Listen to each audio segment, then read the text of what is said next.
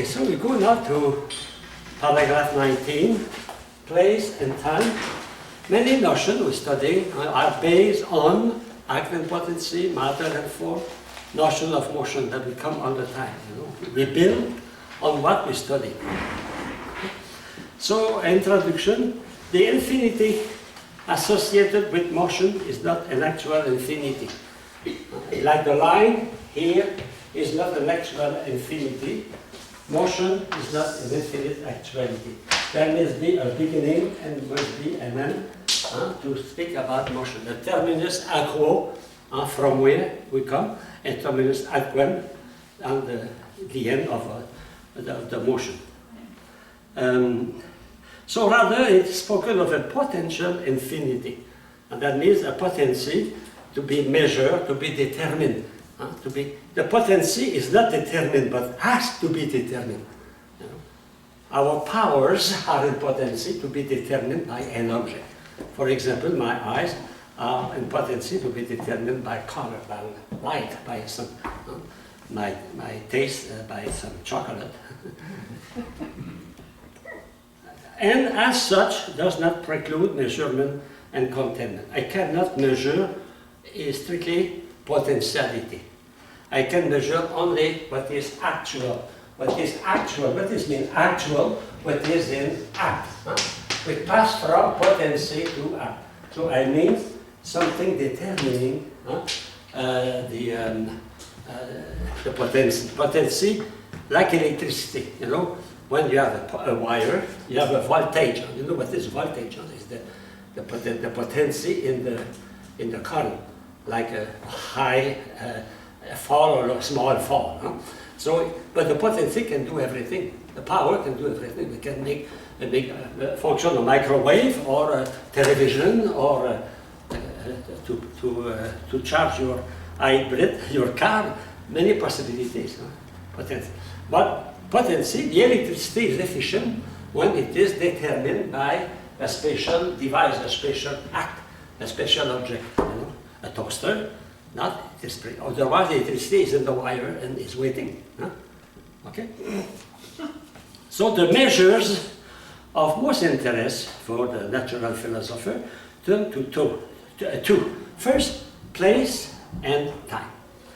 And place, you remember when you study the 9 categories, place is where, and time is when. So there are other categories. So a word about place. And after that, we reflect on time. Place, in fact, what is that? It is, where is a body? The place, where did you put that? What is the place? What is that place? The place. What is, in French, we use a lot the word place. En place, where is the place? In English, we have spot, but we have another word to say the same thing. Where is a body? So Aristotle gives 2 definitions of place. The first definition is the one you have here. It is the innermost motionless boundary of what contained. In fact, if you want, another word is the container. Or in mathematics, the volume. The volume. Where is your body? For example, your body indicates the place where you are. You occupy a part of space, a place. That is the place. Okay? In other words, it is from Father Gröny. The first immobile superficies of an ambient body. So, in fact, the place, it is where you are, where my body is, where the piano is, where, that is the place. Understand as a container, distinct and separable from the thing contained. So the place is not your body, but the place is, where is your body? And the volume occupied by your body. Otherwise equal to it on the same volume and corresponding to it part by part. That is the place. So if you move, you deplace your body, deplace, huh? Change the place, you know. Okay? Everybody surrounded by others is in place. And this is what makes local motion, change, or place a possibility. So I am in place, but I have other thing around me, and I can move in regard of those things, you know. So the universe as a whole, not being in place, cannot move locally. That means, you know, the universe, according to Aristotle, the universe is the container. For Aristotle, the universe was fixed. It is recent that we know the universe is expanding. The Big Bang, it was created, the idea coming from a priest, from Louvain. So that is new, but for the ancient, for Aristotle, everything was fixed, like in the Bible. Okay? So in that frame of universe, I am here, I am here, I am here, I can't be placed, you know. But the place is always where I am. That's the first meaning of Aristotle. First meaning. A remark here. The definition of Aristotle applies only to bodies at rest. But here are cases where developing bodies are mobile. For example, fluid, the water in the river. Or you are in a boat in the Connecticut River, and if you don't move, your boat will move. You will follow. So that is another kind. It is in that case we need another way of thinking about place, because it's not fixed. Sometimes even Aristotle was aware of that the body is here, but the environment is moving. It's moving. Okay, so the definition of Aristotle applies only to body at rest, but here are cases where developing bodies are mobile. In this case, place is no more marked out. Aristotle was aware of the difficulty of his first definition. He said that it was too much substantiative. In fact, it was too much substance. We have to look at the accident also, the environment moving. So the first definition, place for Aristotle, the volume occupied by the body at rest, is not very sufficient. So he proposed another thing. He proposed the following. Place has to be defined by markers, which have to be fixed and non-contiguous. For example, you are on the river, Connecticut River.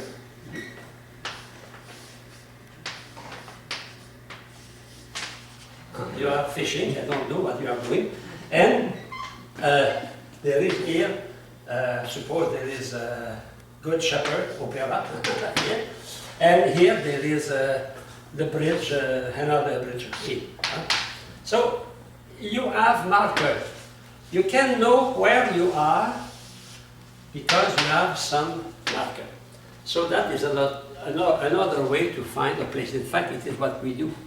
When we want to find a place, we use marker.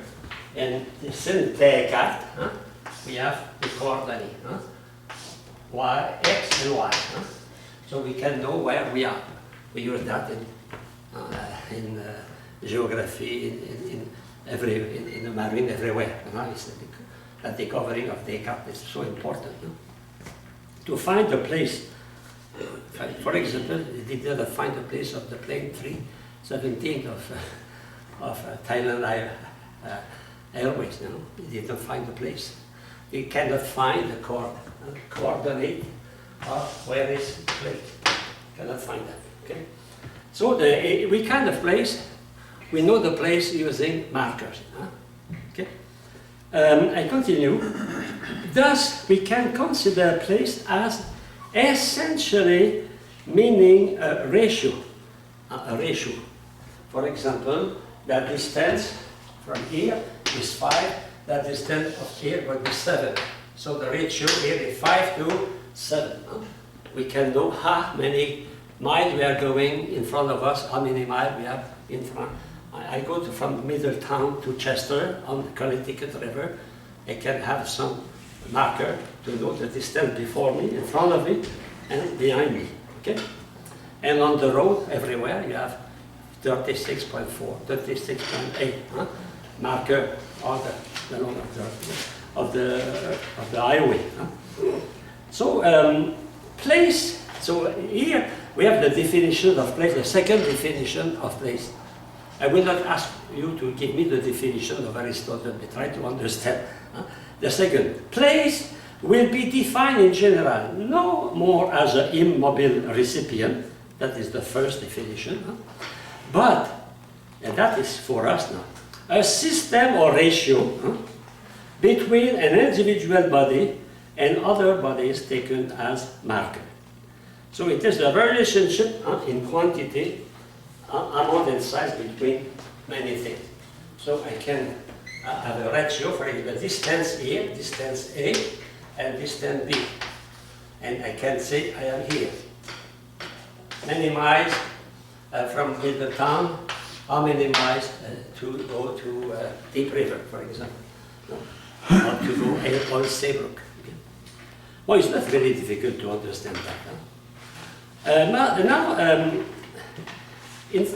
place, in fact, is no more a volume now for Aristotle. Because Aristotle, he realized that place is not only where the space we occupy, it is also the place I occupy in relation with other things. Okay. You know, when you put a thing in your pantry or in your room, after that you're searching for where they are, what is the place. So you try to know. You say, take that, it is the third tablet on the right. You know? So we have some marker, we know, some marker. And when we don't have a good memory, we put paper. Okay, so on page 136, it is, in fact, we'll repeat what we already said before that. I will skip that. I go to the bottom of page 136. A characteristic of quantity, and that is important also for the place, is a property of matter. That property of matter is the impenetrability of matter. But we spoke about that when we studied the predicament quantity. Remember that, maybe? Impenetrability. That means two material things cannot occupy the same space. You say, Father, it's not true, because in physics, we take two volumes of gas, 1 liter and 1 liter, and we can put that in 1 liter. Okay, but what happened here? The pressure is multiplied by 2. And if you have, for example, if you find 1 kilogram of pressure, like here, you will have 2 here. No? That means you have the same volume, but you have the same quantity of atom. What happened? You double. It is what you do in your tire. You put air. You put air, and the more you put air, the pressure is higher. But why? Because of the incompenetrability of the matter. The atom of gas, they don't merge. They stay what they are. And because they are 2 times more numerous when they exist, a pressure 2 times stronger on the side of the box. You know? Common sense, my dear Watson. And that is important because we studied that at the end of the class. I will finish by that. When we study the principle of individuation. We are individual by our quantity. Even if you are 2 twins, they are not perfectly twin, because they don't have the same quantity, the same quantified matter.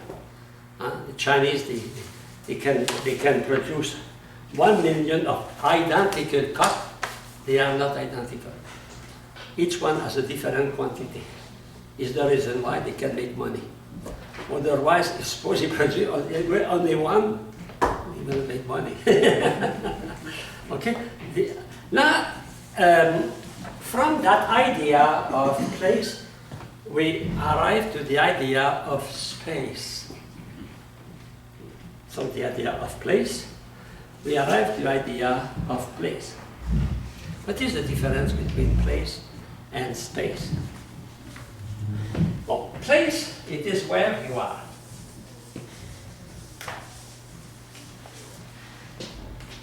I am here, etc. I am here.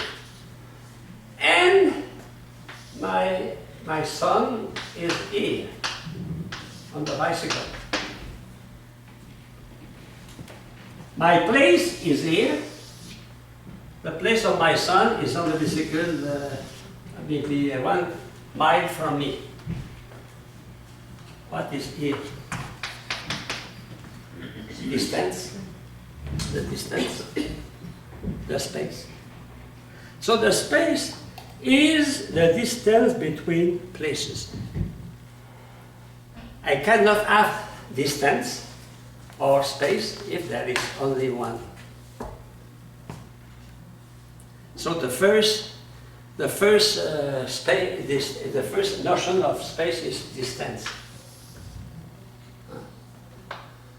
That is the unidimensional. But we can have also a distance and superficie, and we can have also a volume, etc. So we have space. If the class, what makes the class a space? They are the wall, the ceiling. We have a kind, inside that we can measure, we can have the volume, we can distance the such a point to another point, etc. So that is, in fact, space is linked with place. If there is nothing in place, there is no space. Did space existed before creation? No. Place exists because there is something. And that something is somewhere. It's a place. So it's the reason why they say concept of space is related to concept of place. Most of the time we say space and time, in time and space. Huh? But if we say time and space, it is because there is time and place. There is something in place. There is no dimension of a thing if there is nothing. The universe depends, the universe as a space depends on the thing which makes the universe. The universe is not a contained and God put thing in that, no. The universe is something existing because things take place. And the relation between the thing makes the space. If there is no thing, there is no space. Okay? So we have first to put in place something. After that we have place, dimension. Huh? So in this physical sense, space refers to the fundamental dimension of quantity, against which one can describe and even measure the motion of bodies. So we speak about place, we speak about space, we speak about quantity. Quantity. When we speak about motion, we spoke about both quantity and quality and relation. In fact, motion can be applied to the 10 categories, substance and action. Father Wurner give you a very good definition. The first, space is a three-dimensional extension conceived as abstracted from bodies and serving a receptacle for bodies. It is abstracted. In fact, I have the notion of space if I have thing. Suppose I have a tree here, a tree. Here I have a house. Here I have a church. in our school, etc. So I can have the idea of space because there are some bodies. There is some bodies. So it's a dimensional quantity, but it is abstract. In fact, I cannot see space. I see the things. I cannot see space. I know they are in space. That I will say they are in time, but I cannot see, I cannot catch, I cannot. It is something known by my mind. A cat, a dog cannot have the idea of space. To have the idea of space, we must be intelligent. Huh? Because it is an abstract concept. Abstract concept from realities. From the church, from the school, from the trees, from the house. But it is abstract. Space exists, strictly speaking, only in my mind. But with the foundation in the reality. It's a reason the. I cannot take the space here and carry that there. No. And if I build other things, space will change because I will see now the parish is growing. Huh? So the space is growing, the village is growing, etc. We have now a different definition. Absolute space for the Wunner. Huh? The sum of all real and possible space considered as one space. For example, if I look at the whole universe, there is a space in the moon, there is a space in the earth, there is a space in my village. All those spaces together create the universal space, the universe. So the universe as a whole can be called space. And when a Sputnik or a missile is launched, a satellite is launched in the air, we say it's in the space. But the space is the relation between the planet, the star, etc. It's the same for my country. My country does not exist. Strictly speaking, a country is a mental. What exists, it is houses, villages. I don't want to tell the United States does not exist. But strictly speaking, it is, we say it is my country, my family. My family does not exist. What exists is the father, the mother, the children, the dog, the cat, the member of the family. We know because we abstract, we have the power of abstraction. My parish, when the parish is abstract, what exists is the church, a parish priest, altar boy, and people on Sunday, and the collection. Many times we are so used, so familiar with those abstractions, we take that form realities. And we treat them as reality, and we substantialize them, we make them substance. And we do the same for the space. In fact, we use a lot of analogy. Our language is filled with analogy. And we take as personal reality what is in fact only existing in my mind. The father exists really, but the family,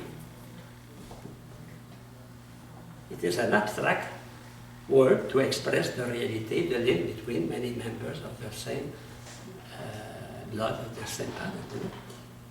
Well, be careful, don't tell that the United States does not exist. I will have not my visa for this year. No, only to be attentive. It's the same for a company. A company does not exist, strictly speaking. What exists really in flesh and bone is the workers, the machines. That. So I can go to work tomorrow and tell my boss that the company doesn't exist? Yes, but you won't be there. He will say next Tuesday. He will say, you exist no more. No, but it's true. Huh? So we have a tendency to reify abstract reality. For example, we have the tendency to reify the space. We consider the space as a plot, as a cube, as a box. You know? Okay. So the imaginary space, no problem. Possible space, space unoccupied but occupiable. Well, here we can speak about the possible space behind the space. Today, for example, the stars are here, and tomorrow they will be here. So today, that is possible. Tomorrow it will be actual because the space is continually expanding. I am obliged to use those words. The space is like a person, but in fact it's not a person. Okay? The store. The store makes me alive. The store helps me to feed my family. My store. Yes, your store exists, but it's not the brick. It is the moral reality of your store. The moral reality is not reduced only to the brick, to the thing on the. It is a moral reality. Your car exists, that is true. But of course, I will not change the language of the people. But it is only to make you aware that we use a lot of analogy, comparison. We take things as real, concrete. In fact, they are not concrete. They are moral being. Moral being. A community, only apostle, does not exist. As a personal being, but exists as a moral being. The Catholic Church is a moral being. We study that in ethics, the difference between physical being and moral being. And sometimes we are inclined to take the moral being as a physical being. That is a temptation. Okay? It's not a sin. If you say that your company exists, you are right to say that by analogy. There is a foundation for that, My family exists, yes, it's true. But it does not exist the same way that the father and the mother exist. You say our marriage. Yes, who made the marriage? Husband and spouse, both of you. In fact, the marriage is the link between you. It's not you cannot take the marriage like that. But we say my marriage functions well, like a machine. It is a proof of the limitation of our language. Our language is so limited that we have to imagine that some culture, they have a language very, very, very concrete, practical. For example, in Africa, they have a language very, very practical. It is very difficult to translate philosophical terms, theological terms, very difficult. It's the same in Vietnam. I spoke with a Dominican. The difficulty, it is like in China, to translate abstract concept of philosophy and theology into their language. Very difficult. We must understand them when they study our language, because that does not exist. Even in English, not like English. All the majority, all the abstract concepts are from Latin, French. Anglo-Saxon, they did not have abstract concepts. So they have to take the concept from other languages. It is what they did in many countries, like in Cameroon, for example. They take the concept, they don't have in their language because they have no concept. Or they have to explain that in a long sentence to say the same thing. Okay? Now, or we can read that real space, distance between various places. The void, the problem of void. The problem of void. Does void exist? A purely empty three-dimensional space. See, it was in the void. The astronaut went out of the spaceship and he floated in the void. Did he float in the void? No, because there was a spaceship there. The void is absolute negation of being. Can void exist? No, because void is absence of being, absence of existence. If you say the void exists, it is contradictory. Void is relative, it is not absolute. Absolute void cannot exist. A relative void, yes. A relative void can exist, but not an absolute void. Anyway, the fact you exist, it is a living delegation of absolute void. Absolute void should imply absolutely nothing. But we can have a relative void. For example, when you are hungry, you have a relative void in your stomach. So we can have a physical vacuum. Huh? Okay, that is not a perfect void. Okay. Now, notion of time. St. Augustine spent a lot of time to reflect on that notion of time.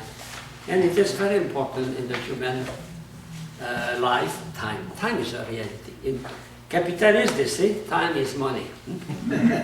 For a Christian, time is eternity. It is through time that we prepare eternity. Okay? So the first idea here, it is to distinguish two kinds. The idea of time as duration and the idea of time as measure, or abstract time. Bon. The philosopher who, especially will promote that idea of duration is a French Jewish philosopher, Henri Bergson. He died in 1941-42. He was the first to attack directly positivism. Positivism affirms that we can measure everything. And what we cannot measure does not exist. It exists only what we can measure, a fact. And Bergson, he wrote his thesis, doctoral thesis, proving that there is some reality escaping any measure, and that reality is duration. It is a reality. Time as duration. We call that also concrete time or lived time. The time we experience. And that time can be fast, it can be slow. You go to the dentist, the example I give you here, it's long, long, long, long, long. You watch a football game, it's very short. You like that. You can also, when I was in Montreal, between my two sojourn, my two stay in Africa, I received ticket to watch a baseball match at the Expo. So by politeness, I accepted the ticket, and I offered one to my father. So I went to the Olympic Stadium. 5 hours. Boring.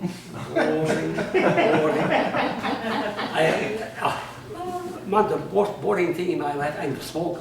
People smoke, like locomotive. I received that. But I have a friend, he's a passionate baseball. For him, he knows all the players better than the 7 sacraments and the 12 apostles. He likes baseball, he eats baseball like Brother Bob, you know.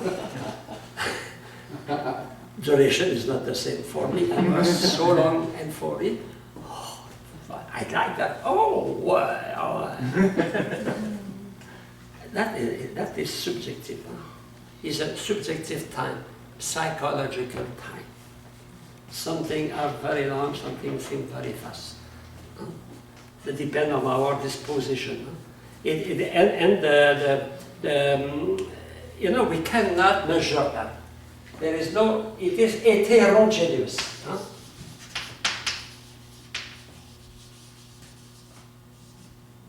Names and news, I don't remember. Here you have to check. They are different. All instants are not the same length. One will be condemned to death. The last night is very long. But when you sleep as an angel, last night is too short. That is duration. But it is a reality we cannot measure. It is an important reality in our life. A class of philosophy is like it's 5 minutes.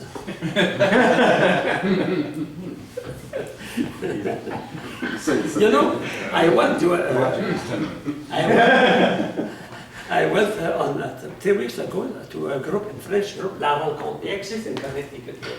It's a very beautiful, very interesting organization. It's still the Rencontre with Jesus Christ. It's very, very good. And the Cardinal of Quebec was giving the conference. He was formed and then he was a member of that. And his father and mother was that. So, and one of the things they did, you know, when they had a weekend to meet Jesus Christ, they say, give. Oh, yeah. No watch. We did that. No watch. No watch. No, don't look at the watch. And the man who gave it, who made the experience of living 2, 3, 4 months in a cave without light, without nothing. So the duration is subjective, is a psychological reality. But there is another time we call the time, objective time. Objective, we can measure. That is the sidereal time. Or objective time, or measurable time. It is the time we know when we look at our watch. I have 30 minutes yet to wait. That is time. Okay? Abstract time. It is uniform. Tick, tack, tick, tack, tick. When you don't sleep, you listen to that during the night. Tick, tack. But it is regular. Tick, tack, tick. Okay, that is abstract time, objective time. It is considered, we call sometimes linear time. A line. You know, time is not like the Greek clock, circular. No, time is like a line. Always, we cannot stop it. It's always progressing toward the future. Okay? Like a boat on the ocean. You're beautiful when you are on a ship on the ocean. You look at behind you, you see that long trace, you see, of water behind you. And the future is there. You see nothing, but you know you are going there. Okay? So the abstract time, instead of being different, it is homogeneous. That means all the parts of time are the same. The same. So it is abstract. Why? Because only an intelligent person can know what is time. Your cat has no idea of time. He can sleep the whole day under the stove. And you know that dog in Japan, for 10 years he went to the station. And waiting. And I saw recently also another similar event in Italy. A good woman who used to go to mass every morning with her dog, and she died, and the dog continued to be a pious dog. And every morning the dog entered the church, and he should give a good example to Catholic. And the dog is there every morning. They have no idea of time, because they have no intelligence. We have two conditions to have the idea of time. We must be intelligent to measure, and we must have memory. Intelligence and memory.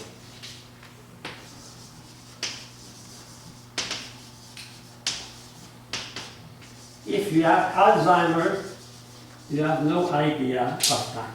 When you sleep, you have no idea of time. And the proof of that, if there is no clock, you cannot see what time is it when you wake up. Because you have no idea, you are not conscious. So time is necessitate memory. Because time is the measure of motion, the motion from the before to the after. That must know the before.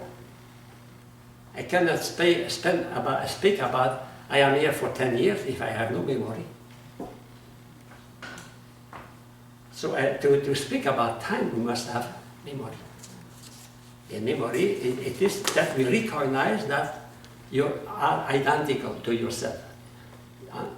Memory assures your identity. The one who was 10 years is the same as today. And the same will be ordained a permanent deacon in X years. That is memory and intellect. Both are necessary.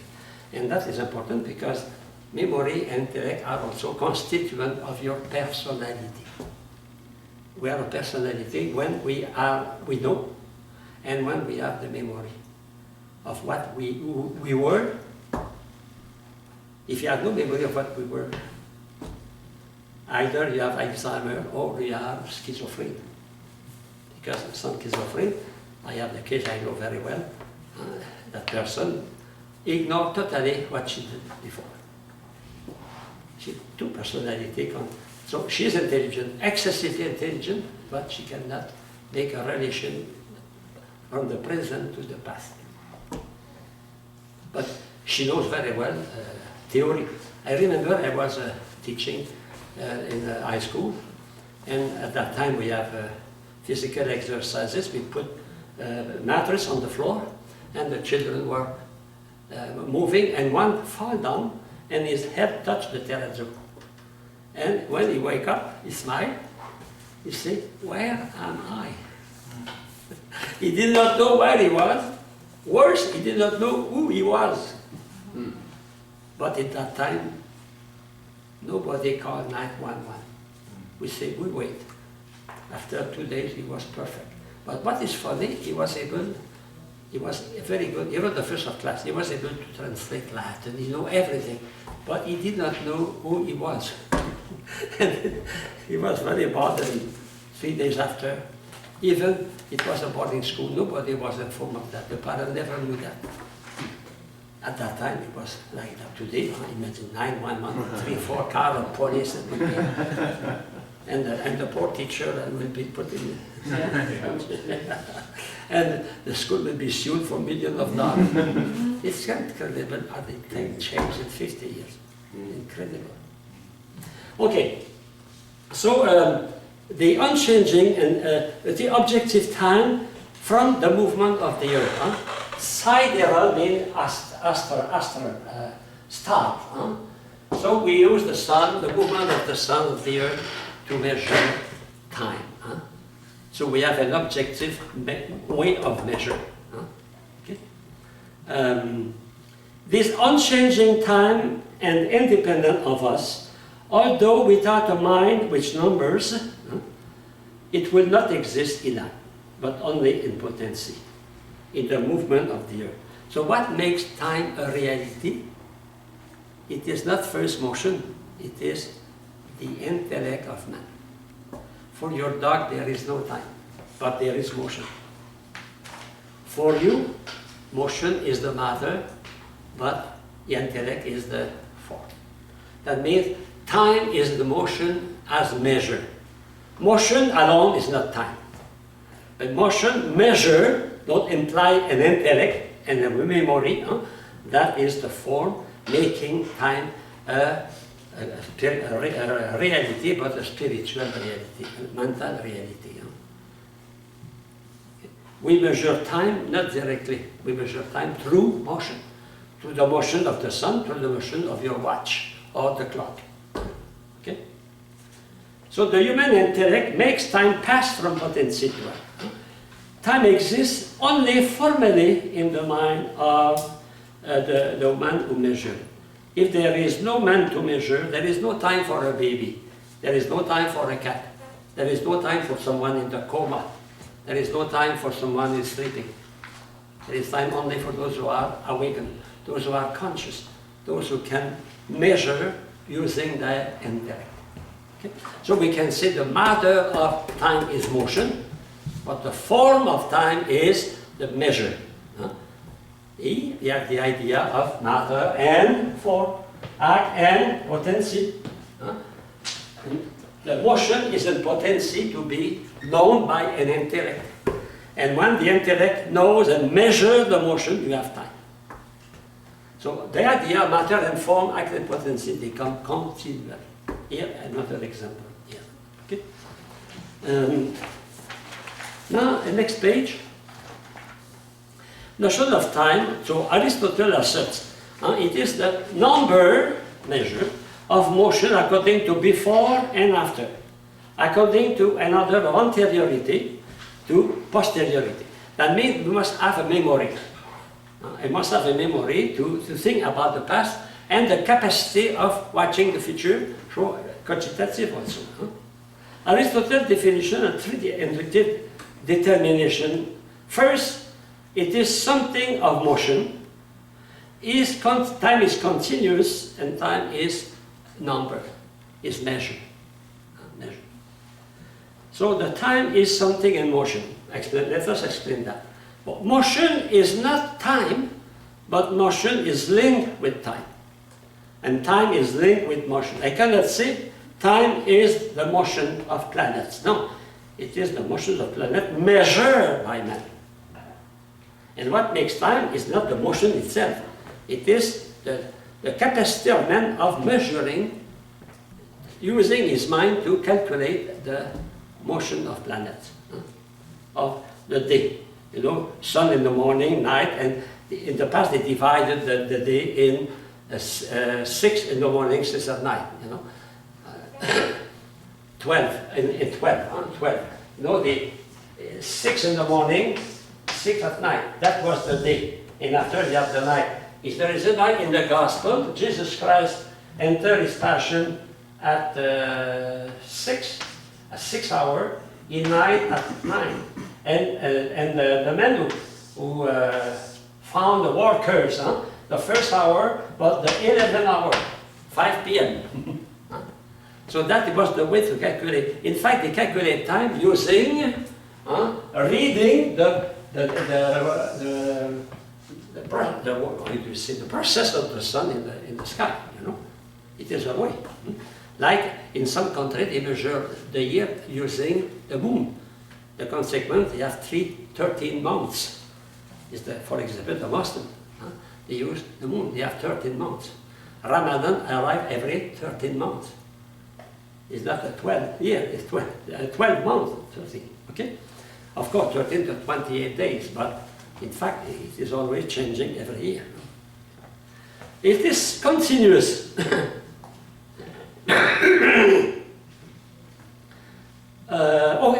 Excuse me, there are two questions about motion. The first is time the same thing as motion? Okay, we say that it's not time, it's not the same. Huh? First, there are many motions can take place at the same time. At the same time, we can have many motions. For example, if you look at the stars, at the planet, at the same time, you have some planet, for example, the moon turn around the Earth, and the Earth turn around the sun, and you have many motions at the same time. So we cannot reduce time only to motion. We have to think what kind of motion. We can use as motion the time on Mars. If you go on Mars, the year is 2 years. It's longer. Huh? It's relative. A measure is relative. We are on Earth, we use what we know on Earth. Okay? But many motions can be fast or slow. Motion are different. Sometimes motion is slow, motion is rapid. So we must have other measure than motion itself. So what we use time. We use time. And time is measured by the way of the movement of planets, especially for us, the apparent course of the sun during one day. Our ancestors, they did not know that the earth was round. And the Bible, the word is made on column and the tremble column of the earth. That was the conception or cosmology of that time. Okay. Second question, is time a thing completely different from motion? No. Time accompanies inevitably motion. We cannot separate motion from time. Like I cannot separate body from soul. I can say motion. Time is to motion like my soul is to my body. Like the act is to potency. Like form it is matter. Both are together. But the formula of time is not motion. The formula of time is the measure. The measure. Motion and time, they are together, but they are different. Like my body and my soul, they are together. In fact, time implies two things. Imply matter, which is motion, imply the capacity of measuring that motion. So imply the role of the intellect, which inform, calculate the motion. Both are necessary. I cannot have a pure time without motion. A time without motion, what is that? Eternity. Present, because God is only I am. He cannot say I was, he cannot say I will be, only I am.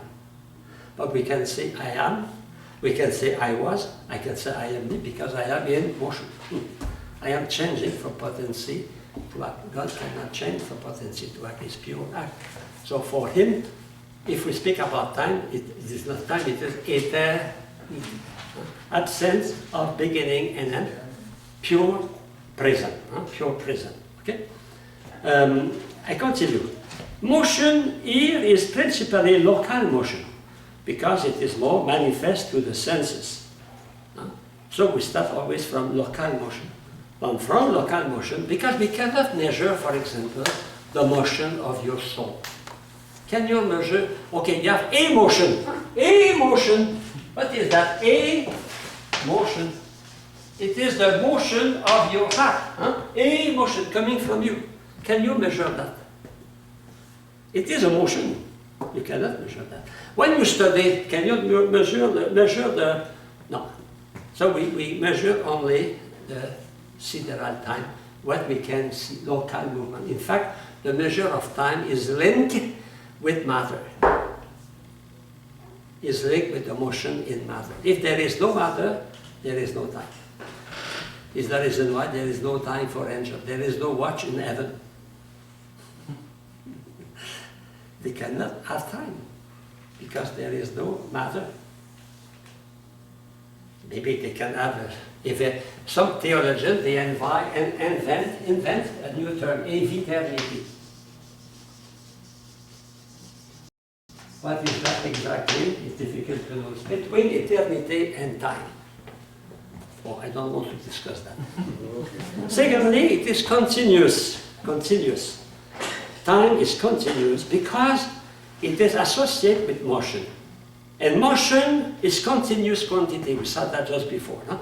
So in fact, what we study for motion, we can apply that to time. Because time is the measure of motion. Time represents intellectually what is motion in the fact, in the reality. Okay? Hence, as motion takes place before in one part of quantity and after in the second part, therefore we can measure time. We measure time because there is a before and there is an after. It is the definition of Aristotle. The measure of time according to the past and to the future, to the before and to the after. And if there is no knowledge of the before, the before, I have no idea of time.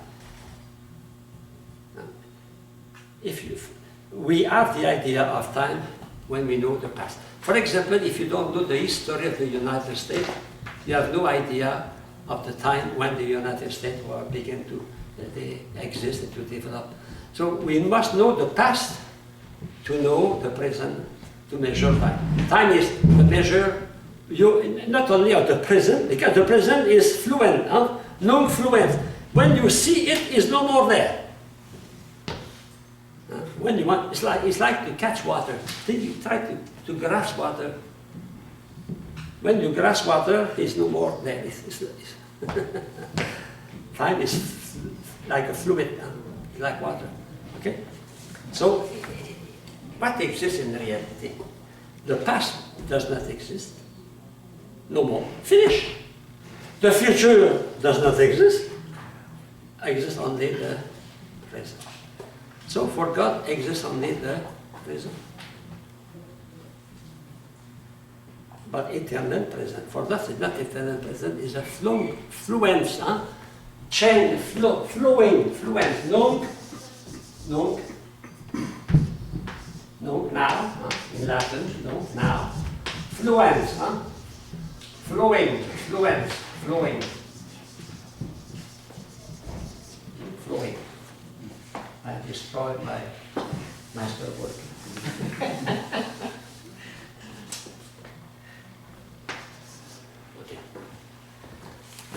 Oh, I have to go. On page 140, well, by analogy, we can compare what we study with motion when we start from Middletown to go to New York is the same for time. Huh? Same for time. There is an after, there is a before. And we can use measure of the moon, etc. The ebb and the flow of tides. Now, number 3. Time is a number or a measure of motion or movement. So, well, I already explained that. So, just a little bit further. The no is a point, is an instant. No is an instant. In fact, the unique reality is the instant. The present is not very long. The present is very short. When you say present, it's already past. You know, that is frustrating. Sometimes you prepare a concert, a beautiful concert, and it's finished. Huh? You play a beautiful, as soon as you appreciate that, finish. Music is very, very volatile. You cannot grasp. Or painting, you can see that. But music is like time. When you want to catch that, today we have happily mean to record that. But it is fluid. Huh? It is fluid. Like a homily. Huh? When you preach, homily is finished. The fruit should stay. And the fruit will stay. Okay? It's the same for my teaching. I hope it's more than water. So time is continually moving, changing, because motion is things are motion, you know. So there is no time is the measure of everything, but man has no dominion of time. We have no control of time. We can control our watch, but we cannot stop time. Man is very powerful, but man is not able to control time. He must recognize humbly his limit. But with movies, we go in the past, we go in the future, but that's only fiction. We have no control of time. Page 141. So it is a continuum, flowing number, a number of the measure, a number in motion, and it's a flux, a non-fluent, a non-fluent. Okay? The present exists, but only present exists. That is proof. That is a proof of that time taken is a totality exists only because of mind and memory. If time exists, it is because man is intelligent and man has memory. Without that, there is no time. The existence of time depends on man.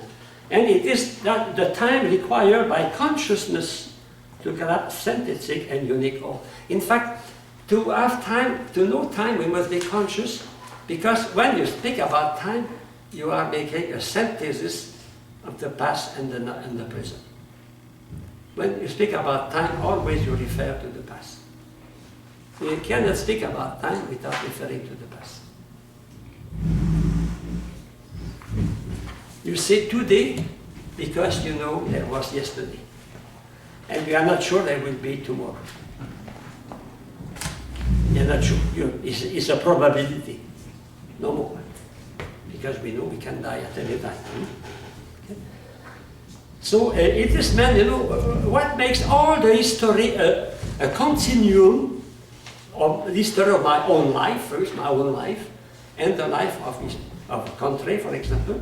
It is the fact that I am intelligent, the fact that I am I. It is the fact you are I, one, that you can make all that one. All the event of your past life from your youth, childhood, all that today, all that is make a kind of unity because there is something permanent on that. It permanent is your I as conscious. Your I, my ego, my I is conscious. I am under the change. Because I am intelligent, I have a memory, I can unify all those events of my past life as one reality. It is my life. My life. You can write your biography. Why? Because you have the possibility to unify the past with the present. All that because you are one. And to be one, you must have memory, identity. Okay? So you can read that here. Number 2, at the bottom, time has the same mode of existence as motion. Is a point, punctiform, a point. In motion, it is a point moving. Time is a long moving, a long fluid. We cannot grasp it. Next page, page 142. Time is the measure of motion, and so everything is in nature is in time. So everything in nature is in time. Why? Because nature is principle of activities. So nature can be measured by time. Okay. Every natural substance, because it is a mobile being, enjoy existence duration from generation to corruption. And that unity between generation to corruption can be realized as a reality in your life as one, because you are intelligent and you are you keep your identity. That means you are intelligent and you have the memory of the unity of your being. A boy or an adult, you have the same. Okay, the importance we see that. So now, to finish, a word about the principle of individuation. Well, you know, I will try to explain that rapidly. We are the same by our form. What is the form of man? Is to be rational, okay? Rational.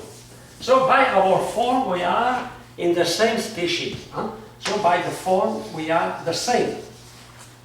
Now, matter, can the form distinguish us from one another? No, because we are the same. Now, can matter itself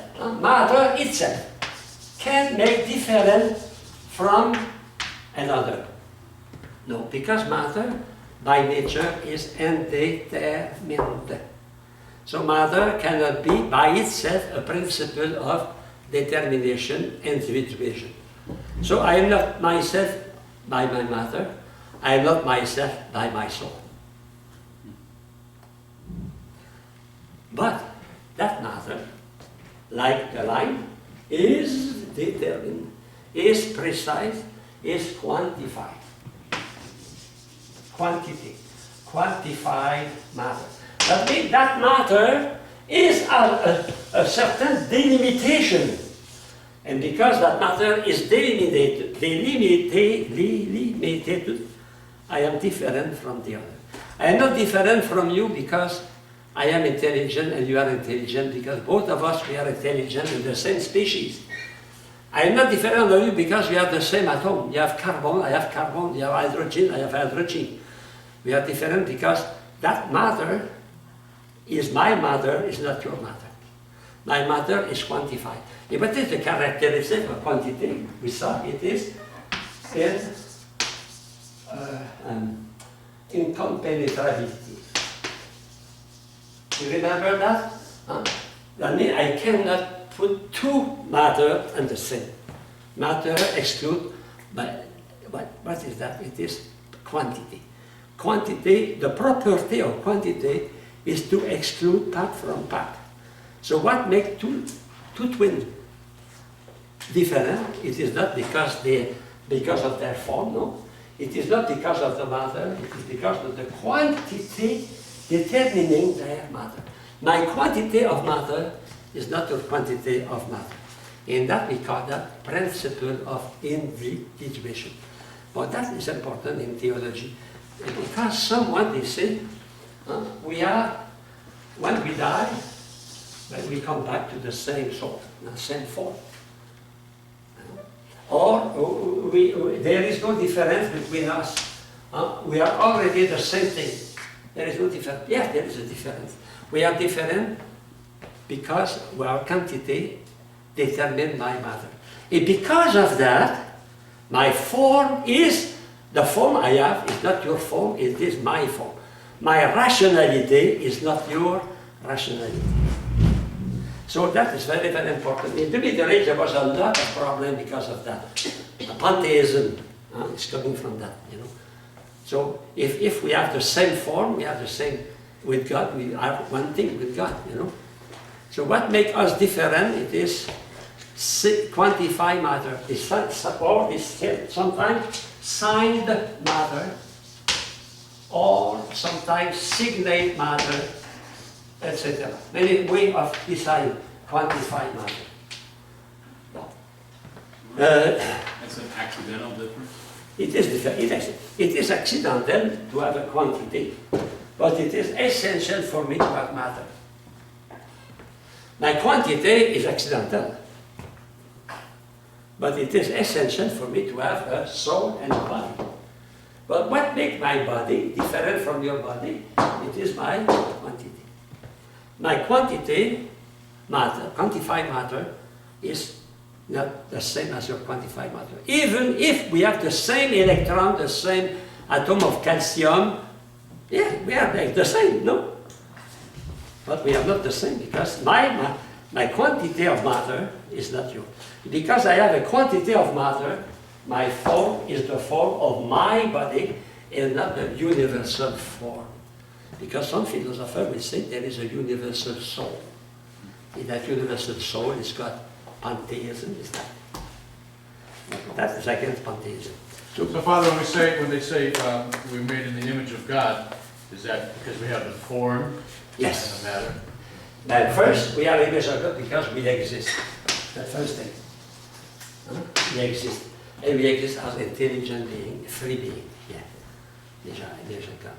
But even my dog, my cat, share in the being of God because my cat exists. But it does share the being of God the same way. I cannot say my dog is made at the image of God. Because he's not intelligent, of course, someone, they think, I don't want to insult your dog, but you know, it is because I am intelligent and free that I am the image of God, of course. Okay, so the class will be on the internet, maybe usually the brother Jack does that, but he put that usually on Thursday. Did you Yes. yeah, that? Thank you. Is it your phone?